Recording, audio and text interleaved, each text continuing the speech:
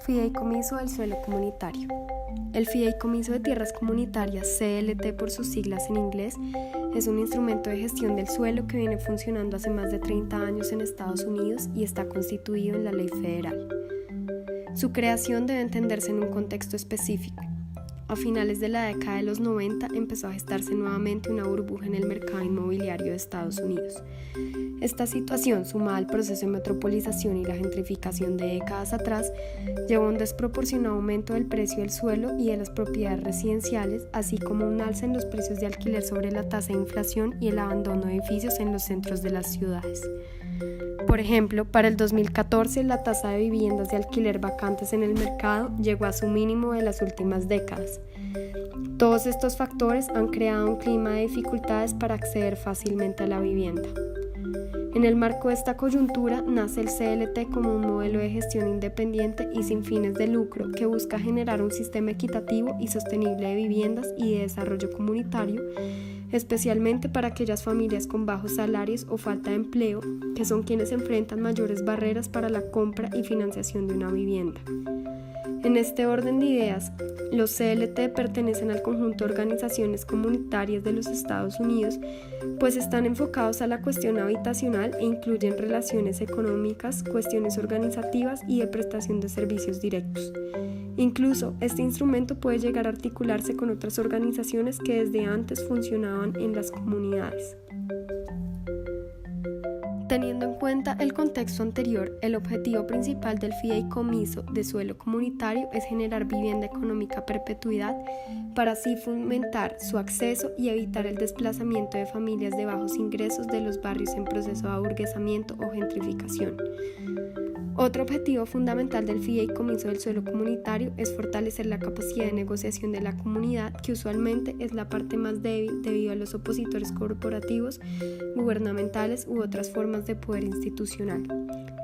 Un objetivo secundario, que es también muy importante, es proporcionar educación financiera e inmobiliaria a los residentes de los barrios, lo cual permite que todos mantengan un orden que dé sostenibilidad y armonía en la gestión del fideicomiso. Para materializar estos objetivos, el fideicomiso busca que las personas adquieran la vivienda sin incluir el valor de compra del suelo mismo. Esto, ya que normalmente en los mercados de bienes raíces el ritmo al que aumenta el valor del suelo excede el ritmo al que aumentan los valores de construcción de vivienda. Por tanto, si se excluye el suelo del precio de la vivienda, se asegura su accesibilidad económica a esta última. Pero ¿cómo se lleva esto a la práctica? Para responder a esta pregunta es importante conocer primero los actores que integran el fideicomiso, es decir, fiduciante, fiduciario y beneficiarios. Ahora bien, procederemos a ilustrar la forma en que estos actores se relacionan. En primer lugar, un grupo de residentes de un área geográfica particular identifican alguna problemática común que los convoca. A continuación, estos mismos residentes deciden organizarse bajo una corporación privada en la cual transfieren la titularidad de sus terrenos a un fideicomiso de suelo comunitario, que es quien asume la propiedad sobre el suelo donde se ubican las propiedades residenciales. En este modelo, los residentes continúan siendo los propietarios individuales de sus viviendas, pero, como ya se dijo, el CLT se convierte en propietario del suelo donde éstas se ubican. Posteriormente, el CLT como propietario del suelo arrienda este último a los propietarios de las viviendas a través de un contrato a largo plazo, generalmente de 99 años, en el cual ambas partes adquieren derechos y obligaciones. Esto con el fin de asegurar la disponibilidad a futuro de viviendas económicas y otros usos comunitarios, ya que el contrato incluye una cláusula de reventa, la cual controla los precios de las mismas y evita la generación de plusvalías para garantizar un acceso asequible a la vivienda a las futuras generaciones. Por ejemplo, en San Francisco, un grupo vecinal que compartía la preocupación con otros por los altísimos alquileres y los desalojos ilegales para convertir las propiedades en condominios, decidió asociarse en el 2003 para prevenir los desalojos y acceder con facilidad a las viviendas. Por tanto, decidieron formar el Fideicomiso de Suelo Comunitario de San Francisco, California. En términos técnicos, este proceso puede resumirse de la siguiente forma. Existen unos fiduciantes, es decir, los residentes, que a través de un acto jurídico transfieren la propiedad del terreno a un tercero de manera colectiva, es decir, transfieren el título de propiedad fiduciaria. El fiduciario es quien recibe la propiedad fiduciaria y quien se compromete a ejecutar un propósito colectivo. Para el caso del fideicomiso de suelo comunitario, este actor es una organización creada por la comunidad interesada en promover el acceso a la vivienda. El fideicomiso es quien obtiene la propiedad fiduciaria del suelo, es decir, donde se gestiona el acceso a la vivienda en una parcela de suelo que puede variar en su extensión. Este fideicomiso tiene como propósito vender o alquilar viviendas en dicho suelo a familias de bajos ingresos. Finalmente, los beneficiarios son personas de bajos ingresos que adquieren viviendas a bajos precios respecto al valor del mercado.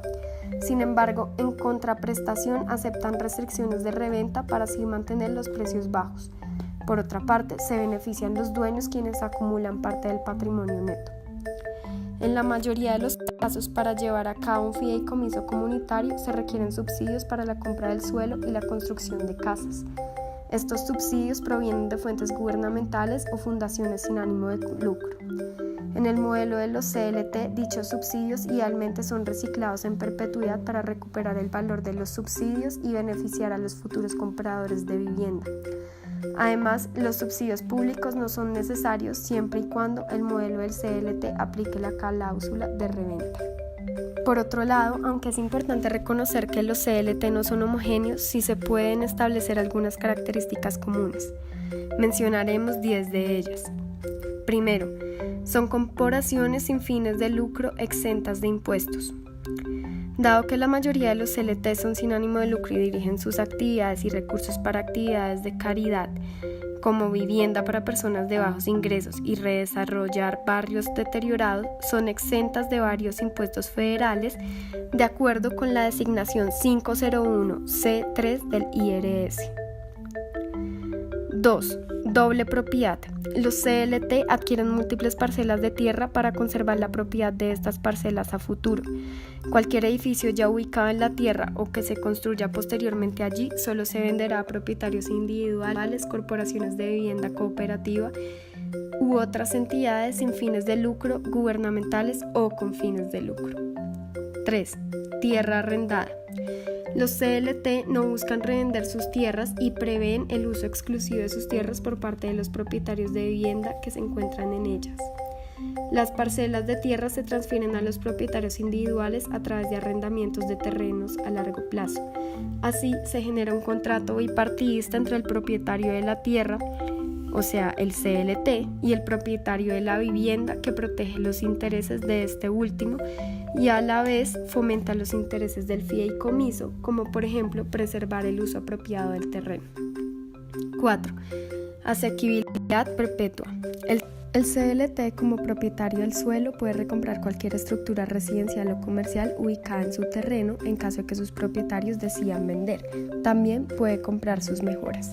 El precio de reventa debe ser proporcional a la inversión de los vendedores, brindando un precio justo a los nuevos compradores para que sea asequible. 5. Responsabilidad perpetua. El CLT debe salvaguardar la integridad estructural de los edificios y la seguridad residencial de los ocupantes.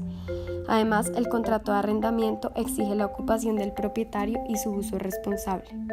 Por eso, si el propietario incumple con el uso responsable de la vivienda que exige el contrato, el CLT tiene el derecho a intervenir y forzar reparaciones o subsanar el cumplimiento de las hipotecas.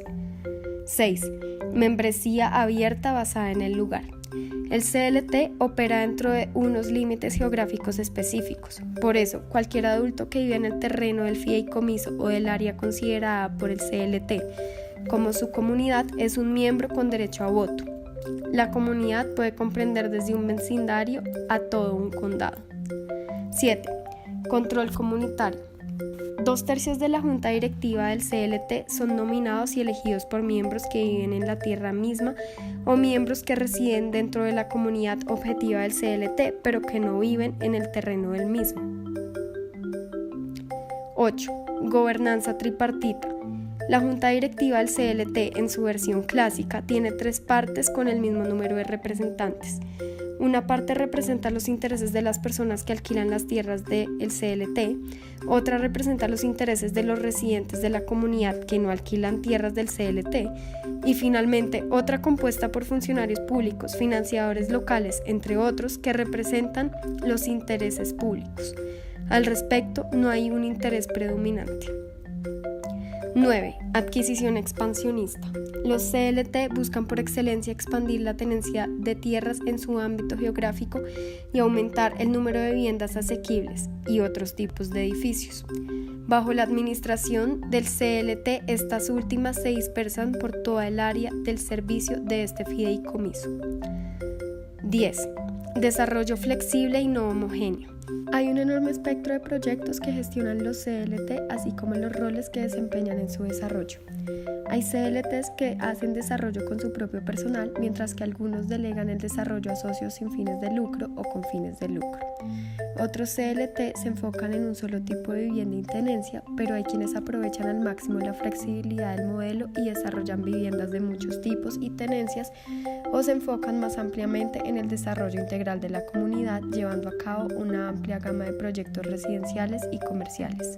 Adicionalmente, si bien los CLT tienen como propósito proveer vivienda económica, también son un mecanismo para intervenir en otro tipo de espacios como las instalaciones para empresas, jardines y parques comunitarios. Por ejemplo, en Los Ángeles, California, en el marco del CLT Trust, se hizo un recaudo de fondos para llevar a cabo mejoras en el transporte y en los espacios verdes del barrio. En conclusión, como pudo establecerse, el fideicomiso de suelo comunitario es un modelo con gran utilidad para fomentar el acceso a la vivienda y promover la revitalización de comunidades marginadas. Sin embargo, más allá de su dimensión técnica, el CLT debe entenderse desde su dimensión social y política. Este es también un mecanismo para fomentar la ciudadanía, ya que empodera a las comunidades al otorgarles un rol activo para controlar colectivamente las decisiones con respecto a la tierra y los activos. Incluso estas corporaciones muchas veces se adhieren o surgen de otras organizaciones comunitarias de base ya existentes. En este sentido, puede decirse que el fideicomiso de suelo comunitario termina siendo un instrumento de gestión del suelo que materializa una visión colectiva y social sobre el territorio, así como los intereses de una comunidad particular en torno a este. No obstante, aún quedan algunas preguntas que necesitan mayor investigación respecto a este modelo. Por ejemplo, ¿de qué forma el CLT debe asociarse y apoyar el trabajo de las organizaciones comunitarias preexistentes? O si efectivamente los CLT permiten mejorar el acceso a los servicios públicos urbanos. Estas son preocupaciones que deberán ser abordadas tanto desde el ámbito práctico como desde la teoría y la academia. Gracias.